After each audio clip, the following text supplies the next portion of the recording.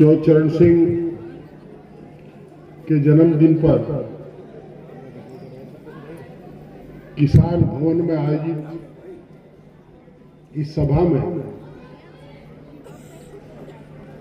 किसान के संघर्ष की खुशबू आती है। जिस धरती पर आप खड़े हैं, जहां आप बैठे हैं, यह धरती किसान के बलिदान की धरती है। हम लोग जब इतिहास को देखते हैं तो आजादी से पहले सर छोटू राम ने किसान को आवाज दी थी। वो कहते थे कि भोले किसान दो बात ले जान, एक बोलना ले सीख और तू जा दुश्मन ले पहचान।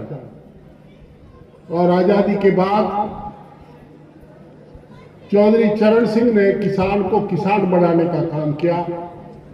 आप रात को हाड़ी सोए थे, जब सुबह उठे तो किसान बन करके जाते। किसान की लड़ाई चलती रही और उसके बाद मुझे कहने में कोई संकोच नहीं कि किसान इंजीनियर की चौखट पर खड़ा होकर के पूछता देखता था कि बड़ा साहब बैठा, मैं अंदर झांक भी लूंगा।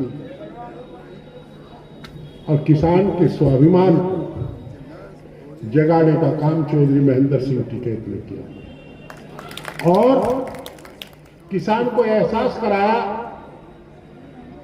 कि तुम किसान हो, स्वाभिमान के प्रतीक हो, मेहनत कश हो और ये देश मेहनत कशों का देश है।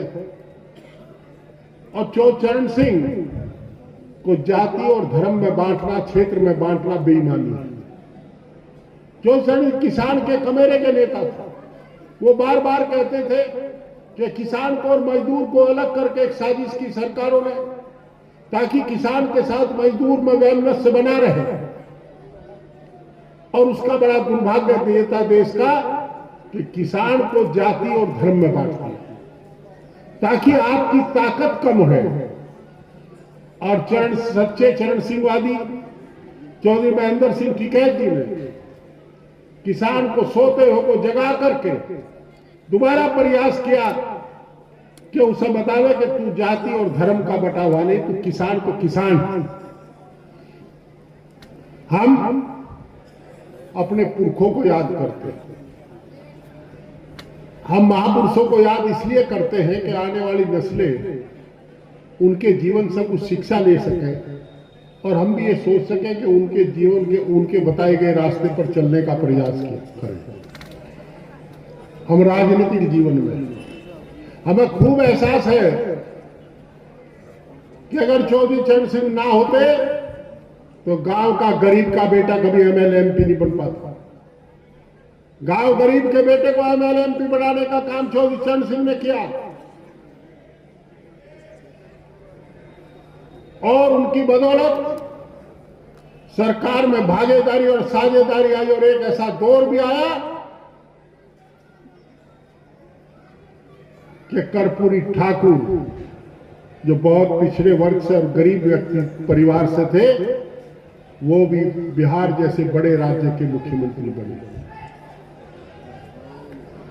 और मैं बार बार कहता हूं, अच्छी बात आपका संगठन आज भी शासन को जगाए हुए है और ये विश्वास मन में पैदा करता है कि जब तक ये संगठन है, ये हरे गमछे वाले हैं, जब तक चौधरी महेंद्र सिंह टिकैत और चरण सिंह का फोटो हाथ में लेकर के चलने वाले मतवाले रहेंगे, तब तक किसान का सम्मान बचा रहेगा। एक प्रार्थना जो बार बार चौधरी साहब भी करते हैं और चौधरी चरण सिंह ने भी की और चौधरी महेंद्र सिंह टिकैत ने भी की, और वो प्रार्थना है कि नशे पते से दूर अगली पीढ़ी को करो।